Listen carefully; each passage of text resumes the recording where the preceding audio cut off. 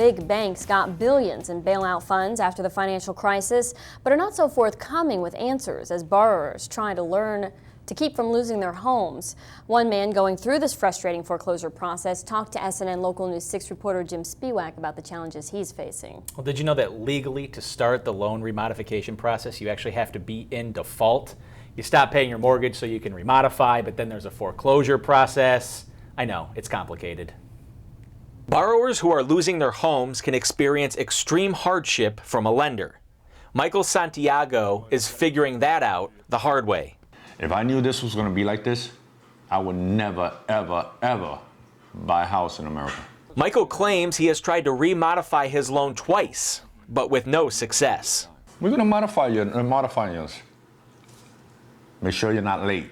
In Florida, a lender must prove standing to foreclose. In Michael's case, the lender can't provide original title, making the process more difficult. Because so many of these loans were sold over and over and over again in the mortgage securitization process, quite often we'll find that these lenders and servicers have a very difficult time proving who actually owns the property.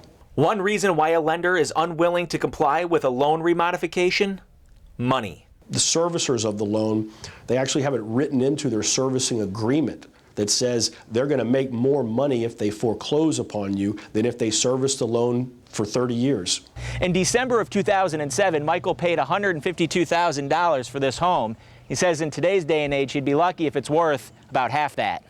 So what are borrowers who are in foreclosure or on the brink to do? You want to make sure that the person in court is actually the person who has standing, who has the right to be there foreclosing upon your home. And you prove standing through possession of the note. The American dream of buying a home has turned into a nightmare for those in foreclosure.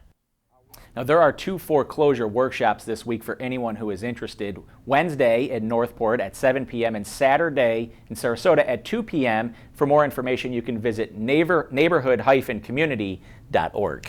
Now, Jim, I have to imagine that there is some fraud out there. Yeah, and the experts that we talked to today says there's several different types of fraud. There was fraud at the origination, the loan origination that they're seeing, and fraud with the lenders. So there's several different types of fraud out there that they're noticing these days. Okay. All right, Jim, thank you very much.